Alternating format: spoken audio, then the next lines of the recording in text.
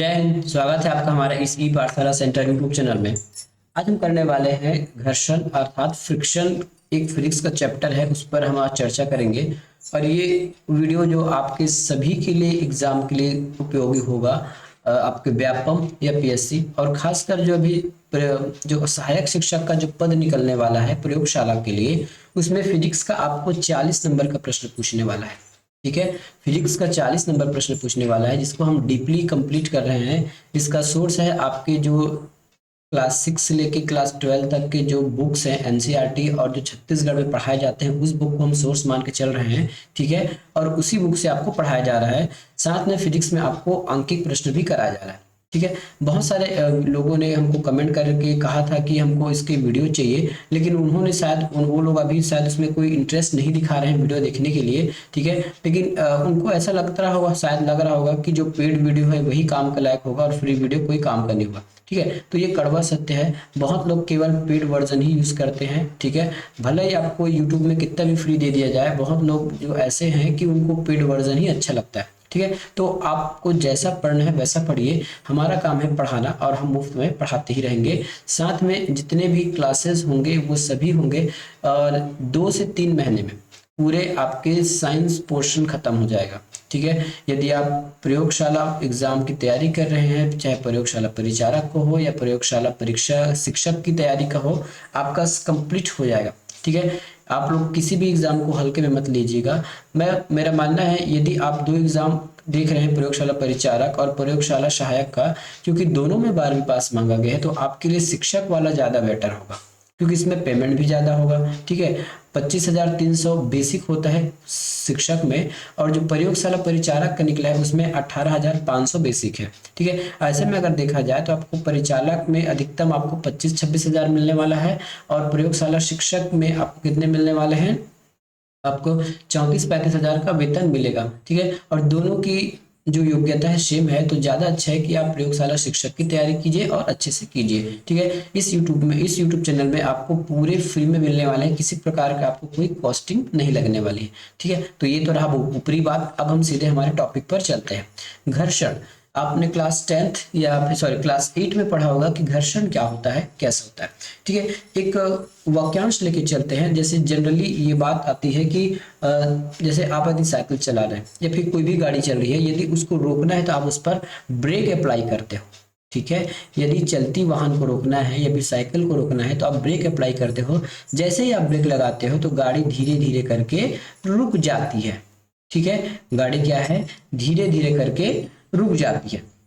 इसकी अपेक्षा अगर देख लेंगे, ये तो पहला कंडीशन हो गया।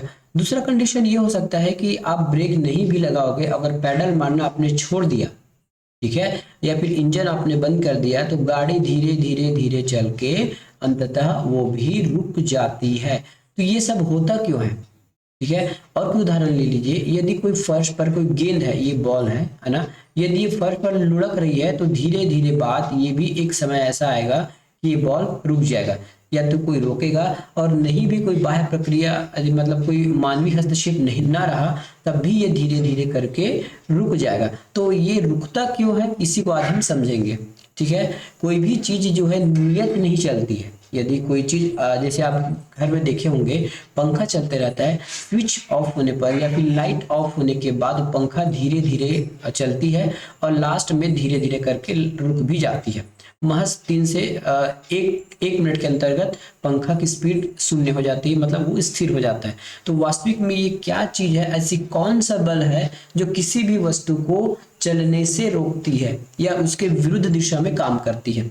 ठीक है, ठीक है, क्या कहा हमने, ऐसी कौन सी बल है जो धीरे धीरे किसी भी चीज का स्पीड कम करती है या और अंततः उसको रोक देती है। अब घर्षण बल के बारे में एक और एग्जांपल देख लेते हैं। जैसे एक टेबल रखा हुआ है, ठीक है, एक टेबल रखा हुआ है, इस टेबल पर एक पुस्तक रखी हुई है। इस पुस्तक आप थोड़ा से हाथ से जैसे ही आप प्रेशर दोगे तो ये पुस्तक थोड़ा सा खसकेगा, और महज थोड़ी दूर गति के बाद ये पुस्तक फिर रुक जाएगा। ठीक है, यदि आप इसके दूसरे दिशा से फिर से प्रेशर दोगे या फिर से इसको बल दोगे, खसकाओगे, तो थोड़ा सा खसकने के बाद ये पुनः रुक जाता है। ठीक है, पुनः रुक जाता है, तो इसी बल को हम घर्षण कहते हैं। ठीक है, वैसा बल जो गति का विरोध करे, ठीक है, ऐसा बल जो गति का विरोध करे उसको हम घर्षण कहते हैं। हमने 2 3 4 एग्जाम्पल देख लिए। पहले एग्जाम्पल हमने देखा यदि ब्रेक लगाते हैं तो सिंपली वो मानवीय हस्तक्षेप की वजह से चक्का रुक जाता है, लेकिन आप ब्रेक नहीं भी लगाओगे तो वाहन या साइकिल जो भी है वो धीरे धीरे एक निश्चित दिशा या फिर एक निश्चित दूरी जाने के बाद स्वतः ही धीरे धीरे स्पीड कम होकर रुक जाती है। इस पुस्तक के बारे में देखें तो पुस्तक को थोड़ा सा आप सरकाओगे, जैसे ही आपका बल हटेगा या फिर थोड़ा सा सरकने के बाद पुस्तक जो है दूसरे जगह जाके रुक जाएगी। तो इसी को कहा जाता है घर्षण बल। ठीक है, इसी को कहा जाता है घर्षण बल। वह बल, ठीक है, वह बल जो गति का विरोध करे, गति का विरोध करे, ठीक है, विरोध करे, क्या कहलाती है? घर्षण बल कहलाती है। ठीक है, गति का विरोध करे वो घर्षण बल कहलाती है। अब हम इसकी दिशा भी जान लेते हैं। दिशा कैसे होगा? देखिए, इस पुस्तक को जैसे ही हमने थोड़ा प्रेशर दिया तो ये इस ओर चलने लगा पुस्तक, लेकिन ठीक है, लेकिन घर्षण बल इसके पक्का विपरीत दिशा में काम करती है। यदि आप पुस्तक को राइट साइड प्रेशर लगाओगे तो, है ना, यदि आप राइट साइड प्रेशर लगाओगे तो घर्षण बल लेफ्ट की ओर काम करेगा। यदि पुस्तक को आप लेफ्ट के साइड अगर प्रेशर लगाते हो या फिर लेफ्ट के साइड की दिशा में यदि आप किसी पुस्तक को धक्का लगाते हैं तो घर्षण बल उसके विपरीत लगता है। इसका मतलब है कि घर्षण बल, ठीक है, घर्षण, सॉरी यहाँ पे लगेगा, घर्षण बल हमेशा, ठीक है, गति के विपरीत दिशा में कार्य करती है। किस दिशा में? गति के विपरीत दिशा में, विपरीत दिशा में कार्य करती है, दिशा में कार्य करती है। ठीक है, तो हमने क्या समझा? घर्षण बल जो है गति के विपरीत दिशा में कार्य करती है। ठीक है, यह सदैव, या फिर ऐसा बोल सकते हैं, यह सदैव लगाए गए बल के विपरीत दिशा में काम करती है। ठीक है, सदैव, सदैव लगाए गए बल के विपरीत दिशा में, बल के विपरीत दिशा में कार्य करती है। ठीक है, बल के विपरीत दिशा में कार्य करती है। अब देखते हैं कि घर्षण बल संपर्क बल है कि क्या है। ठीक है, आगे हम समझेंगे कि घर्षण होता क्यों है। अभी तो हम इतना समझ लिए हैं कि घर्षण बल वास्तविक में है क्या चीज। ठीक है, तो वह बल जो किसी भी चीज की गति का विरोध करे, ठीक है, वह बल जो किसी भी गति का विरोध करे वो घर्षण बल कहलाती है। और हमने यहाँ पे एक और बात जाना, यदि घर्षण बल की वजह से ही कोई भी चीज हमेशा या सदैव अपने स्थिति को बनाए रखने में सक्षम नहीं है। ठीक है, ये घर्षण बल है। ठीक है, तो हम ये कह सकते हैं क्या क्या अंतरिक्ष में कुछ भी यदि हमारे पास घर्षण बल नहीं है तो क्या कोई भी चीज चलते ही रहेगा, चलते ही रहेगा? आगे वीडियो के लास्ट में इसका हम आपको जवाब दे देंगे। ठीक है, ये तो हमने क्या कह दिया कि गति का विरोध करती है। मान लेते हैं कोई चीज है, ठीक है, मान लेते हैं ये पुस्तक ही है, ये स्थिर अवस्था में है, इसको गति देने के लिए, ठीक है, गति देने के लिए हमने इसको प्रेशर दिया तो ये थोड़ा दूर चला और रुक गया। ठीक है, और कोई भी चीज जो लुढ़क रही है, लुढ़क मतलब चल रही है, वो भी घर्षण बल की वजह से स्थिर रहता है, उसमें भी कोई मूवमेंट देखने को नहीं मिलता है। ठीक है, आगे देखते हैं।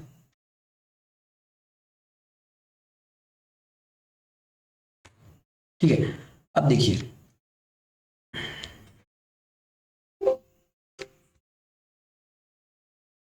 ठीक है, तो घर्षण बल के बारे में क्या समझा? घर्षण बल दो सतहों पर लगने वाला बल। ठीक है, घर्षण बल जो है दो सतहों पर लगने वाला बल है। जैसे एक सतह हो गया है इस पुस्तक के पेपर का और दूसरा सतह हो जाएगा ये जो टेबल है वो सतह। तो पुस्तक और टेबल के सतह के मध्य लगने वाले बल को हम घर्षण बल कहते हैं और ये हमेशा गति का विरोध करती है। ठीक है, यह बल हमेशा गति का विरोध करती है। चिकने सतह पर कम और खुरदरे पर अधिक होता है। ठीक है, घर्षण बल है चिकनी सतह पर कम और खुरदुरे सतह पर अधिक होता है। इसका मतलब ये है क्या कोई भी चीज बिना घर्षण के होगा? ऐसा बिल्कुल नहीं है। क्या ऐसा दुनिया में ऐसा कोई चीज है जो बिना घर्षण के हो? पृथ्वी पर तो नहीं है, पृथ्वी के बाहर जरूर है, अंतरिक्ष में। ठीक है, अंतरिक्ष में सारे तारे हैं, ग्रह हैं और जो धूमकेतु है, जो भी कुछ है, एक छोटा सा तिनका भी उसमें कोई घर्षण नहीं होने की वजह से वो अनंत स्पीड से घूमता ही रहता है। चलिए अब समझते हैं कि चिकनी सतह पर कम खुरदुरा और है ना, चिकनी सतह पर कम और खुरदुरे सतह पर अधिक होता है क्या, घर्षण बल। अब इस बात को आपको शो करने के लिए हम क्या करते हैं, एक प्रैक्टिकल करते हैं। प्रैक्टिकल क्या करेंगे, ये देख लीजिए, ये हमने एक टेबल रखा, इस टेबल पर इस प्रकार से कुछ लकड़ी रखा है ना, और यहाँ पे फ्लैट ऐसा एक लकड़ी रखा, फ्लैट है ना। तो अब क्या करेंगे, नीचे क्या करोगे आप, एक कपड़ा बिछा दीजिए। एक नीचे आपने क्या किया, एक कपड़ा बिछा दिया, एक हमने कपड़ा बिछा दिया। अब इस कपड़े के ऊपर एक हम बॉल या फिर कोई पेंसिल टाइप का कोई चीजें लुढ़काते हैं। तो ये जैसे ये लाल कलर का जो पेंसिल या फिर कोई भी चीज है वो लुढ़कते लुढ़कते यहाँ पर आ जाएगी, ठीक है। क्योंकि अभी क्या है, यहाँ पे कपड़ा है, ये पेंसिल जो है या फिर कोई घूमने वाली चीजें हैं, लुढ़क कर इस कपड़े पर आती है और बस यहीं तक लुढ़क पाती है, ठीक है। अब हम थोड़ा सा इसमें चेंज करते हैं। चेंज क्या करेंगे, अब इस कपड़े को हटाकर, ठीक है, ये तो ज्यों का त्यों होगा इस प्रकार से। अब इस कपड़े को हटाकर हम कोई समतल कोई चीज या फिर कोई कांच रख देते हैं, कांच का, ठीक है, कांच का कोई हमने चीज रख दिया। अब फिर से एक लकड़ी पकड़ के या फिर कोई गुटका पकड़ के इसको सरकाने की कोशिश करते हैं, तो ये लकड़ी या फिर वही चीजें थोड़ा अधिक दूरी तक अपना गति दूर करती है। हमने क्या कहा, एक लकड़ी रखिए, उसके ऊपर ऐसे एक पट्टा या फिर लकड़ी का पाटा रख लीजिए और उस पर कोई चीजें, चाहे आपका छर्रा हो, ठीक है, या सेल हो, जो भी हो, उस पर लुढ़काइए। तो जैसे ही अगर ये कपड़े के पास आती है तो ये लुढ़कना कम हो जाता है, इसकी स्पीड कम हो जाती है, क्योंकि कपड़े में अधिक घर्षण है। साथ में यदि हम यही कोई शीशा रख देते हैं, कांच रख देते हैं, तो कांच में खुरदुरा पर कम है, चिकना है, इस वजह से यही सेम चीज अधिक दूरी तक गति करती है, ठीक है, अधिक दूरी तक अपनी दूरी तय करती है। तो इसका मतलब हमने क्या समझा कि जो समतल सतह है उस पर खुरदुरा कम होता है और खुरदुरे सतह पर घर्षण अधिक होता है। इसका मतलब ये है कि जो समतल सतह है या जो चिकना सतह है उस पर भी घर्षण होता है, भले ही खुरदुरे की अपेक्षा कम होगा लेकिन घर्षण जरूर होगा। घर्षण बल के विरुद्ध किया गया कार्य हमेशा ऋणात्मक होता है, ठीक है, घर्षण बल के विरुद्ध आप जो भी काम करोगे वो हमेशा ऋणात्मक होगा।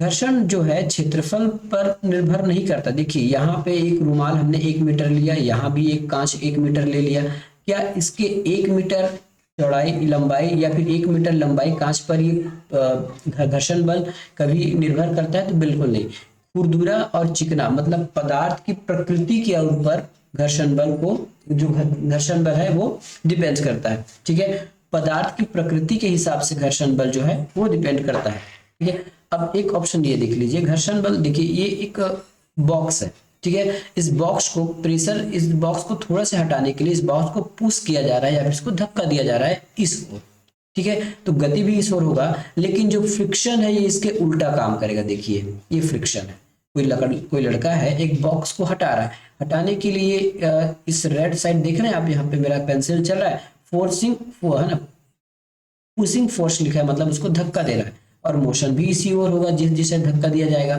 लेकिन इसका जो फ्रिक्शन है हमेशा इसके विपरीत दिशा में कार्य करेगा।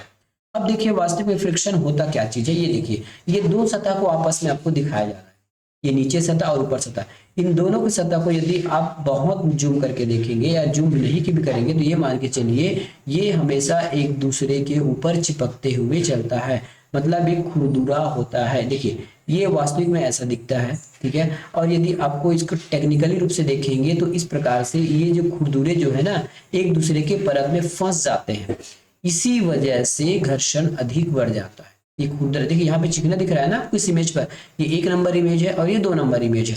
1 नंबर में आपको बहुत चिकना दिख रहा है दोनों के सरफेस, लेकिन अधिकतर यदि आप टेक्निकली देखेंगे तो इनके सतह कुछ इस प्रकार से दांता आकार का होता है जो एक दूसरे में फंस जाता है।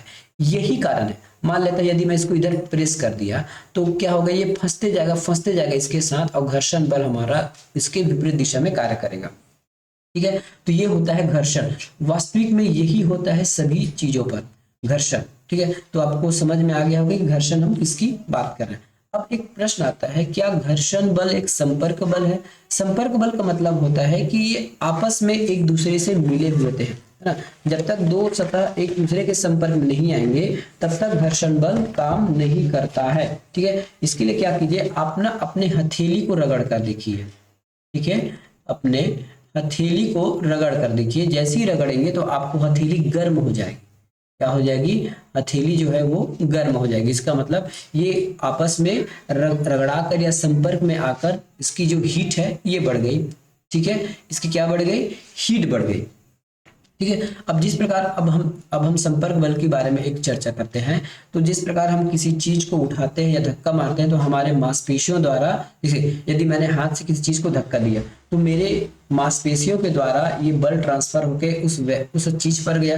ठीक है, तो इसको हम क्या कहेंगे? एक संपर्क बल कहते हैं। उसी प्रकार यदि हमने देखा टेबल पर एक पुस्तक रखा हुआ था, इस प्रकार से ये टेबल था, इसके ऊपर एक पुस्तक रखा था, इस पुस्तक को हमने प्रेशर थोड़ा सा धक्का दिया तो प्रेशर ये पुस्तक खसक के थोड़ा ऐसा बढ़ गया आगे। इसका मतलब जो घर्षण बल है ये भी एक संपर्क बल है। ठीक है, जो घर्षण बल है एक संपर्क बल है, बिना संपर्क का बल नहीं है।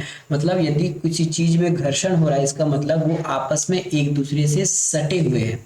ठीक है, एक दूसरे से सटे हुए हैं, आपस में एक दूसरे से सटे हुए हैं। तो घर्षण बल क्या है? एक संपर्क बल है। याद रखिएगा, घर्षण बल एक संपर्क बल है। तो कुछ ऐसे भी बल है क्या जो बिना संपर्क के कार्य करते हैं? हाँ, तो इसका आपका जवाब होना चाहिए कि बिना संपर्क वाले बल कौन से हैं? बिना संपर्क। ठीक है, बिना कौन सा?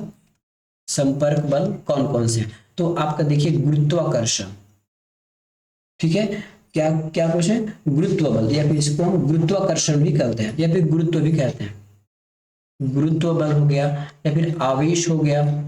ठीक है, गुरुत्व हो गया, आवेश हो गया, या चुंबकीय बल। चुंबकीय बल, यदि देखिए गुरुत्वाकर्षण बल में कोई भी जरूरत नहीं है कि दो चीजें आपस में एक दूसरे से सटे हुए हों या फिर उसके संपर्क में दो चीजें हों। आवेश में भी यही होता है, जैसे आप एक पेन रगड़िए, अपने बाल से इस प्रकार रगड़िए और पेपर को उठाने की कोशिश कीजिए, वो खींच लेगा दूर से। ये हो गया आपके बिना संपर्क वाला बल।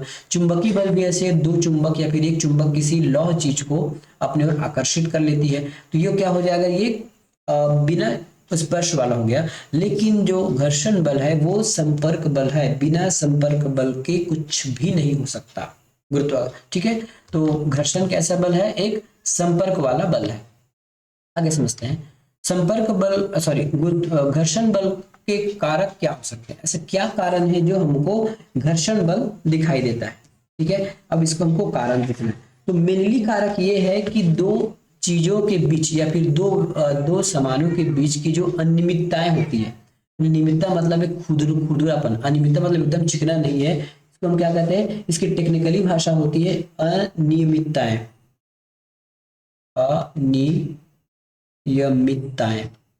अनियमितताएं, इसको अगर हम शुद्ध भाषा में कहा जाए तो दो खुरदुरा होता है।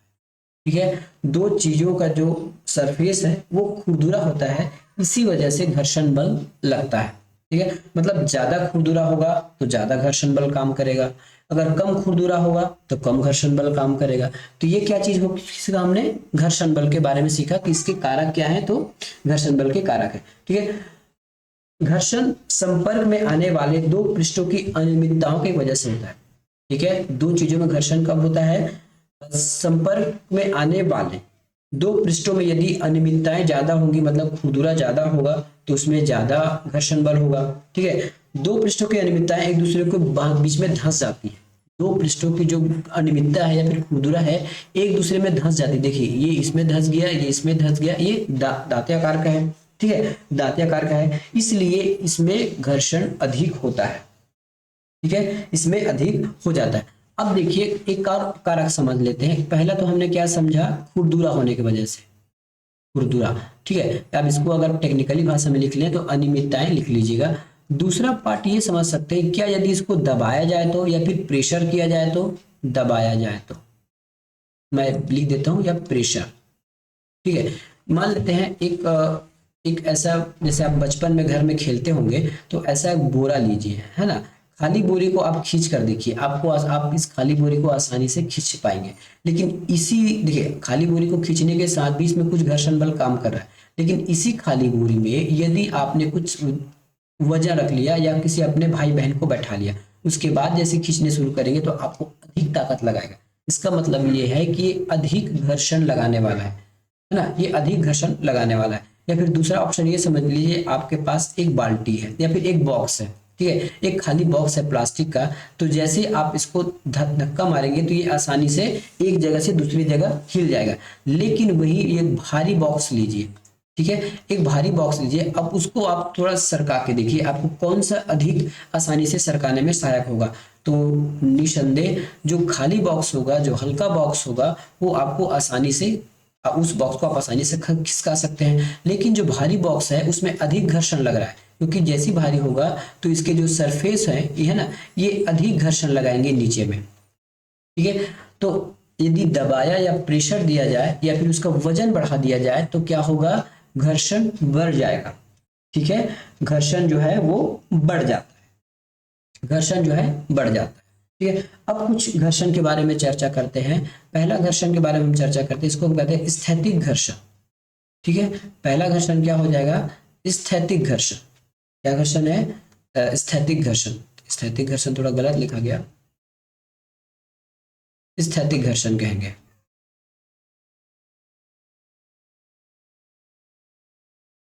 स्थैतिक घर्षण, अभी स्थैतिक घर्षण क्या होता है ये देख लीजिए, ठीक है। स्थैतिक घर्षण का डेफिनेशन देख लीजिए यहीं पे। चलिए मैं दूसरा ही बता देता हूँ। एक बॉक्स बनाता हूँ बड़ा सा, ये बॉक्स है, ठीक है। ये क्या है, ये भी नीचे सरफेस पर रखा हुआ है, ठीक है। ये क्या है, एक नीचे सरफेस पर रखा हुआ है। कोई व्यक्ति जो है इस बॉक्स को हटाना चाहता है, ये व्यक्ति जो है इस बॉक्स को हटाना चाहता है, क्या करेगा, इस बॉक्स को धक्का देगा। याद रखिएगा जैसे ही आप उस बॉक्स को धक्का दोगे तो अचानक वो बॉक्स यदि वजन है तो आराम से नहीं हिलने वाला, क्योंकि उसमें घर्षण लग रहा है, ठीक है। यदि ये वजन वाला बॉक्स है तो आप आसानी से इस बॉक्स को नहीं हिला सकते, ठीक है। तो वैसे चीजें, वैसे स्थिर चीजें जिसमें घर्षण काम करे उसको हम स्थितिक घर्षण कहते हैं, ठीक है। एक बड़ा भारी बॉक्स है, आप इसको एकदम आसानी से धक्का देके तो नहीं हटा सकते, धीरे धीरे आपका धक्का बढ़ते जाएगा, है ना, धीरे धीरे आपका प्रेशर बढ़ते जाएगा, वैसे वैसे इसमें चाल बदलती जाएगी और एक समय ऐसा आएगा कि इसके घर्षण बल से आपका मान ज्यादा हो जाएगा और ये बॉक्स गति करने लगेगा। तो जब तक ये स्थिर था, जब, है ना, जब तक ये बॉक्स स्थिर था, आप उसमें प्रेशर लगा रहे थे, तब तक उसमें जो घर्षण बल लगा था या फिर जो घर्षण बल इसमें लग रहा था, दोनों समतल या फिर दोनों सतहों के मध्य जो घर्षण बल लग रहा था उसको क्या कहेंगे, स्थैतिक घर्षण कहेंगे। क्या कह रहा हूं, ध्यान सुनिएगा। बॉक्स है, आपने उसको धक्का दिया लेकिन वो अभी हिल नहीं रहा है, धक्का दी जा रहा है, हिल नहीं रहा है, तब तक उसमें घर्षण बल तो काम कर रहा होगा ना, तो उस घर्षण बल को हम क्या कहते हैं, स्थितिक घर्षण कहते हैं, ठीक है। लेकिन जैसे ही आपने थोड़ा और ताकत लगाया तो ये बॉक्स जो है यहाँ पे खसक कर आ गया, फिर भी इसमें घर्षण बल लग रहा है, ठीक है। याद रखिए जैसे ही आप उसको खसकाते जाएंगे तो आपको बल कम लगने लगेगा और वो आसानी से खसकते जाएगा, तो उसके बाद भी इसमें घर्षण बल लग रहा है। चूंकि ये गति अवस्था में आ चुका है इसलिए इसके जो सरफेस है वो आपस में कम संपर्क में आ रहा है और कम समय के लिए संपर्क में आ रहा है, दोनों सरफेस, इसलिए थोड़ा से कम घर्षण बल महसूस करेगा। तो इसी कम घर्षण बल को हम क्या कहते हैं, ठीक है, इसी कम घर्षण बल को कहा जाता है शर्पी घर्षण बल। क्या कहा जाता है, शर्पी घर्षण बल। जब चीजें स्थिर थी, आपने प्रेशर लगाया, वो हिल नहीं रहा था, तो जब तक आप प्रेशर लगा रहे थे और कोई भी चीज हिल नहीं रहा है तब तक वो सर्पी घर्षण कहलाएगा। और जैसे ही आपने थोड़ा सा अपना बल बढ़ाया वो वस्तु जो है खसकने लगी, तो खिसकते समय भी उसमें घर्षण बल लग रहा होगा, तो उस प्रकार के घर्षण बल को हम सर्पी घर्षण बल कहते हैं। यहां से हमको दो चीजें प्रत्येक पता चल गई कि स्थितिक घर्षण बल का मान अधिक होगा, ठीक है, मतलब इसमें अधिक घर्षण होगा, उसके कंपेयर देन सर्पी घर्षण, मतलब जब कोई चीजें सरक रही है तब उसमें देखिए कैसे याद रखेंगे, स से सरकना, स से सर्पी। यदि कोई चीजें सरक रही है तो उसमें सर्पी घर्षण है और कोई चीजें स्थिर है तो उसमें स्थैतिक घर्षण कार्य कर रहा है। तो सर्पी घर्षण का मान कम होगा कंपेयर देन स्थितिक घर्षण के, ठीक है, सर्पी घर्षण का मान कम होगा कंपेयर देन स्थितिक घर्षण के। तो ये आपके घर्षण के कारक हो गए, ठीक है। वास्तविक में घर्षण के कारक क्या थे, हमको ये बताना था कि दो सतहों की जो अनियमितताएं होती है, खुरदुरापन होता है, ये होता है। अब आपका प्रश्न ये रहेगा कि चीजें यदि सेम है तो सरकते समय क्यों कम घर्षण का महसूस करते हैं। सरकते समय ये जो अनियमितताएं हैं इनको मिलने का समय कम मिलता है, इस वजह से इसमें घर्षण कम होता है। आगे चलते हैं, अब देखते हैं घर्षण के कुछ प्रकार। हमने यहाँ देख लिया था घर्षण, स्थितिक घर्षण हमने भी समझा, और गति के 2 घर्षण होते हैं। स्थितिक घर्षण यदि देखिए ये लड़का जो है इस सोफे को हटा रहा है ना, लेकिन ये हट नहीं रहा, ये भले इसमें जोर से प्रेशर लगा रहा है लेकिन हट नहीं रहा है, इसको हम क्या कहेंगे, स्थितिक घर्षण कहेंगे। अभी तक सोफा हटा नहीं है ना, इसमें अभी तक कोई मूवमेंट नहीं दिखा है, तो जब तक इसमें कोई मूवमेंट नहीं दिखेगा स्टैटिक घर्षण कहलाएगा। या फिर इस बॉक्स को देखिए, स्टैटिक फ्रिक्शन है ना, ये बॉक्स अभी तक आपने प्रेशर लगाया, फोर्स लगाया, लेकिन नो मोशन, फोर्स लगा लिया लेकिन नो मोशन। क्या कहा मैंने, फोर्स तो लगा लिया लेकिन नो मोशन, क्योंकि इसके बीच में घर्षण बल काम कर रहा है। इसी घर्षण बल को कहते हैं स्थितिक घर्षण बल। ठीक है, अब देखते हैं स्लाइडिंग फ्रिक्शन या फिर सर्पी फ्रिक्शन। तो वैसे फ्रिक्शन ये सरक रहा है, देखिए सरकते समय ना इसमें भी घर्षण लग रहा है, इसमें कुछ मोशन तो दिखने को दिख रहा है लेकिन इसमें अभी भी फ्रिक्शन काम कर रहा है। तो ऐसे फ्रिक्शन को हम क्या कहेंगे, सर्पी घर्षण। स से सर्पी और स से सरकना। तो कोई चीज यदि सरक रही है तो उसमें सर्पी घर्षण होगा।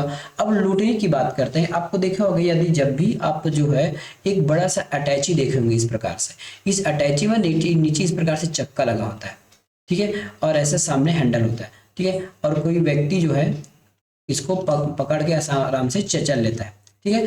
तो ये जो गोला लगा है या फिर एक चक्का लगा है या फिर इसमें व्हील लगा है, जब ये व्हील जब चलता है ना तब इस व्हील और सरफेस के नीचे भी घर्षण बल काम करेगा, ठीक है। तो इसको हम लोटनी घर्षण बल कहते हैं। जब किसी चीज को लौटाया जाता है उसमें जैसे फ्रिक्शन हो रहा है, देखिए रोलिंग फ्रिक्शन कहते हैं लोटिंग को, है ना। जब ये फ्रिक्शन है, रोलिंग हो रहा है, यदि या तो एक शब्द में ये कहें किसी व्हील के साथ लगने वाले फ्रिक्शन को हम रोलिंग फ्रिक्शन या फिर लोटनी फ्रिक्शन कहते हैं। अब यहाँ से आपको 2 प्रश्न पूछा जाएगा, सबसे ज्यादा फ्रिक्शन किसमें होगा, तो सबसे ज्यादा घर्षण आपको देखने को मिलेगा किसमें, स्थितिक फ्रिक्शन में। उसके बाद मध्यम होगा और सबसे कम किसमें होगा, लोटनी में। सबसे कम लोटनी में मिलेगा और स्थितिक से ज्यादा कम और लोटनी से ज्यादा, स्थितिक से कम और लोटनी से ज्यादा मिलेगा आपको सर्पी में, ये मध्यम होता है, ठीक है। तो सबसे ज्यादा घर्षण कौन सा घर्षण है, स्थितिक घर्षण है, ठीक है। सबसे कम घर्षण कौन है, लोटनी घर्षण है। अब इसको हम 3 प्रकार से समझ सकते हैं। अब एक ही मान लेते हैं, आप कहीं गए हैं, ऑफिस गए हैं, ठीक है, ऑफिस बोलता हूँ, आप रेलवे स्टेशन पर गए हैं और आप एक बड़ा सा अटैची खींचने की कोशिश कर रहे हैं, ठीक है। एक ये बड़ा सा अटैची है, आप इसको खींचने की कोशिश कर रहे हैं। यदि इस अटैची का संपर्क यदि भूमि से है और अटैची नहीं खिसक रहा है आपके ताकत लगाने पर, तब तक इसमें स्थितिक घर्षण काम करेगा। जैसे ये अटैची जो है सरकने लगा, ठीक है, जैसे ही अटैची सरकने लगा तो इसके बीच लगने वाले फ्रिक्शन को क्या कहेंगे, सर्पी घर्षण कहेंगे। लेकिन इसी अटैची में यदि आपने चक्के की मदद से इसको खींचना चाहा, अभी इसमें चक्का नहीं था, अब इसमें चक्का आ गया, यदि आप इस चक्के की मदद से इस अटैची को खींचने की कोशिश करेंगे तब इसमें लोटनी घर्षण आ जाएगा। क्या आ जाएगा, लोटनी घर्षण आ जाएगा। देखते हैं आगे अब क्या होगा। आई थिंक आपको सब कुछ समझ में आ गया होगा कि लोटनी घर्षण क्या होता है और ये सब चीजें क्या होती हैं। अब देखते हैं, जो घर्षण है हानिकारक है परंतु आवश्यक है, ठीक है। घर्षण जो है हानिकारक है लेकिन आवश्यक है। देखिए बिना घर्षण के ना आप कुछ भी नहीं कर पाओगे, ठीक है। तो हानिकारक क्यों है, देखिए मशीनें घिस जाती है घर्षण से ना, एक दूसरे के कलपुर्जे घिस जाते हैं, उससे बहुत सारे आवाजें आती है और ऊर्जा का विनाश होता है। लेकिन आवश्यक भी है। पहले हम फिलहाल हानिकारक को समझते हैं, फिर आपको आवश्यक बता देंगे, ठीक है। तो घर्षण के हानिकारक क्या है, तो मशीनें घिस जाती है, ऊर्जा का परिवर्तन हो जाता है किसमें, ऊष्मा में, ठीक है, ऊष्मा में परिवर्तन इसका हो जाता है। जूते के सोल घिस जाते हैं, सोल मतलब इसका तल्ला, यदि सिंपल भाषा में कहा जाए तो नीचे का तल्ला घिस जाता है। लेकिन बिना घर्षण के आप चल भी नहीं पाओगे। आप बर्फ पर कभी चल के देखना या कभी रेत पर चल के देखना, मतलब यदि आप नदी नाले गए होंगे तो अधिक रेत होगा, उस रेत पर चल के देखना, आप जल्दी थक जाओगे, आप 1 किलोमीटर भी नहीं चल पाओगे। क्यों, क्योंकि पृथ्वी आपको क्रिया के विरुद्ध प्रतिक्रिया नहीं दे रही है, आपको आगे नहीं धकेल रही है पृथ्वी, इस वजह से आप थक जाओगे। अधिक ऊर्जा की जरूरत पड़ती है क्योंकि अगर घर्षण होगा तो उसमें कुछ चीजें जो है एक दूसरे में घिसकर ऊर्जा अधिक लेंगी। टायर घिस जाते हैं, आपके जो साइकिल का टायर है, व्हील टायर है, व्हीकल का टायर है, वो सब घिस जाते हैं और उसमें उत्पन्न होती है, ये इसके हानिकारक होते हैं। अब यदि इसके आवश्यक वाले देखा जाए हिस्से को, तो घर्षण के बिना आप चल नहीं सकते। कभी चल के देखिएगा, अब बिना घर्षण की वजह से आप नहीं चल पाते, इसलिए केले के छिलके में फिसल जाते हैं, केले के छिलके में फिसल जाते हैं। ठीक है, हो सकता है मेरा इमेज कहीं आ रहा है क्या, बीच में थोड़ा सा आ रहा है ना, हैंडल कर लीजिएगा। ठीक है, तो अब केले के छिलके में नहीं चल पाते क्योंकि इसमें घर्षण नहीं है। गाड़ियां सड़क पर नहीं चल पाएगी बिना घर्षण के। चिकनी चीजों को पकड़ना मुश्किल होता है। इसके फॉर एग्जांपल ये है, यदि आप एक कांच का गिलास, एक कांच का गिलास है, इस कांच गिलास में यदि आप पानी पीते हैं तो ये अधिक संभावना है कि जैसे ही आपका हाथ थोड़ा सा ध्यान आपका हटा, या फिर हाथ में यदि कुछ तेल लगा है या पानी लगा है, तब की स्थिति में क्या करेंगे, ये आपके हाथ से छूट जाएगा। इसलिए क्या करते हैं, आपको देखना होगा जैसे कोई क्या बताएं, अखाड़ा, जो अखाड़ा होता है ना, जिसमें दो लोग लड़ रहे होते हैं, वो अपने हाथ को ना रेत से घिसते हैं ताकि सामने वाले को धर के पटक सके और उसके में कोई फ्रिक्शन, मतलब उसमें कोई फिसलन ना, फिसलन नहीं होने की वजह से या फिर नहीं करने के कारण, है ना, फ्रिक्शन कम करने की वजह से लोग अखाड़े में जो लोग एक दूसरे से लड़ते रहते हैं ना, वो अपने हाथ में रेत लगाते रहते हैं ताकि उसका फ्रिक्शन अधिक बढ़ जाए। फ्रिक्शन अधिक बढ़ने पर वो लोग आराम से एक दूसरे को पकड़कर पटक सकते हैं। दूसरी बात, कभी कभी ना रेत डालकर, है ना, जैसे अगर ट्रेन चल रही है तो ट्रेन के पहिए के नीचे रेत डालकर फ्रिक्शन को बढ़ाया जाता है। ठीक है, हाँ ठीक है, ये हो गया। दूसरी बात, जैसे ये टायर हो गया, ठीक है, ये टायर आपका साइकिल का टायर को देखिएगा, कुछ इस प्रकार से मोटे मोटे उसमें वो लगे रहते हैं। साइकिल का टायर हो गया, गाड़ी के टायर हो गए, उसमें कुछ ढांचे बने होते हैं, ठीक है, ताकि वो रोड में फिसल न जाए। ठीक है, ताकि वो रोड में ना फिसले, इसलिए उसमें कुछ लगाए जाते हैं। बरसात में आप फिसल जाते हैं, कहीं भी देखिए कीचड़ देखिए, उसमें फ्रिक्शन नहीं होने की वजह से आप फिसल जाते हो।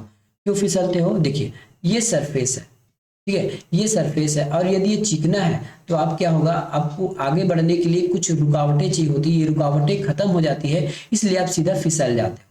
ठीक है, रुकावटें नहीं होने की वजह से आप फिसल जाते हो, नीचे कोई फ्रिक्शन या फिर कोई घर्षण काम नहीं कर रहा है इस वजह से। ठीक है, अब घर्षण बढ़ाने के क्या क्या तरीके हो सकते हैं, तो आप घर्षण बढ़ाने के लिए रेत डाल सकते हैं, टायर जूते की शेल को खुरदरा बना सकते हैं, सड़क को रफ बना सकते हैं, विशेष प्रकार का किसी चीज को आकार देकर भी आप घर्षण कम कर सकते हैं। जैसे यदि हम पानी की बात करें, ये पानी है, ठीक है, ये पानी है, और इसमें इस प्रकार के नाव बने होते हैं, इसमें क्या बने होते हैं, इस प्रकार के नाव बने होते हैं। तो ये जो नाव का आकार है तिकोना, ठीक है, ये पानी को काटने के लिए होते हैं। यदि इसी का आकार यदि आप चौकोन बना दोगे तो आप अधिक पानी नहीं काट पाओगे, आपको अधिक फ्रिक्शन का सामना करना पड़ेगा। तो किसी चीज को कुछ विशेष प्रकार का आकार, जैसे व्हील, ये व्हील है ना, ये भी एक विशेष प्रकार के आकार होने की वजह से, ठीक है, विशेष प्रकार के आकार होने की वजह से इसमें फ्रिक्शन कम लगता है। देखिए यदि ये रोड है और यदि ये टायर है, तो देखिए इसका केवल यही हिस्सा फ्रिक्शन कर रहा है, बाकी हिस्सा फ्रिक्शन नहीं कर रहा है। इसके अपेक्षा ये देखेंगे, ये बॉक्स है, ठीक है, ये बॉक्स है, इसके बहुत सारे हिस्से इस फ्रिक्शन के साथ काम कर रहे हैं, है ना, इस जमीन के साथ जुड़े हैं,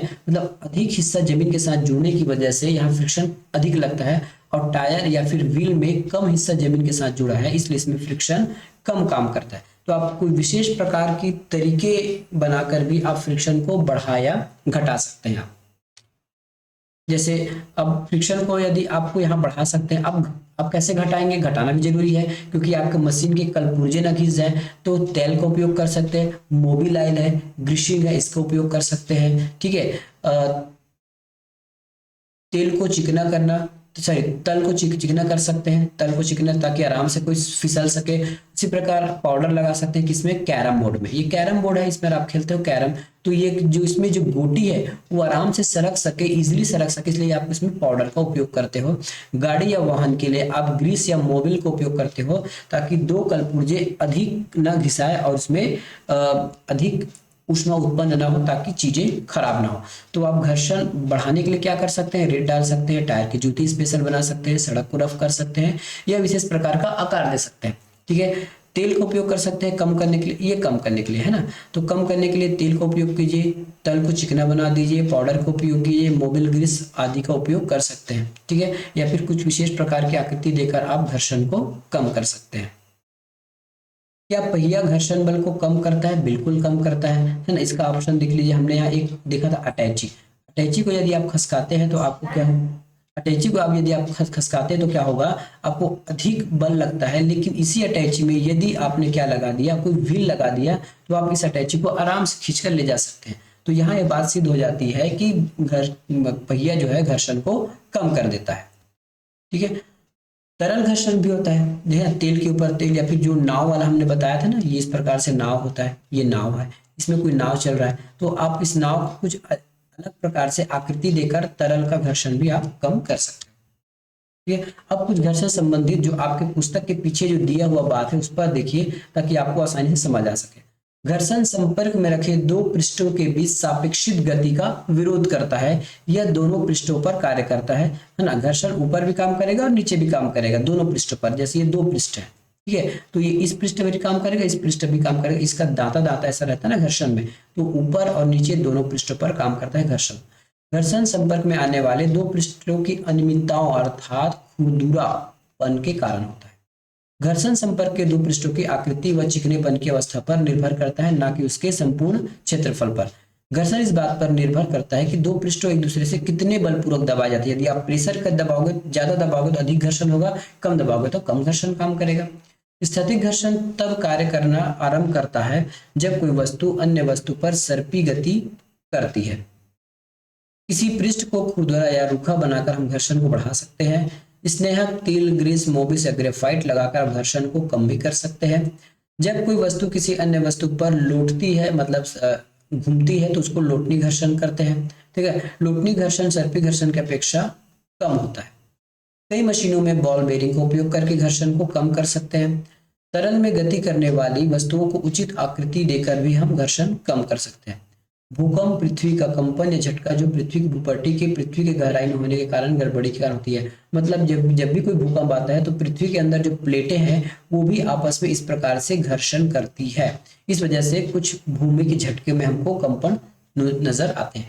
तो ये था आज का हमारा वीडियो, जिसमें हमने घर्षण के बारे में संपूर्ण जानकारी ले लिया। इससे आपके प्रश्न आने की संभावनाएं रहती है। साथ में इसमें कुछ आपको जो आंकिक प्रश्न है वो अगले वीडियो में देख लेंगे। ज्यादा नहीं, एक दो आंकिक प्रश्न होगा। वैसे घर्षण से आपको आंकिक प्रश्न कम पूछा जाएगा, बाकी चैप्टर से आपको घर्षण आंकिक प्रश्न अधिक मिलेंगे। नेक्स्ट वीडियो में। धन्यवाद।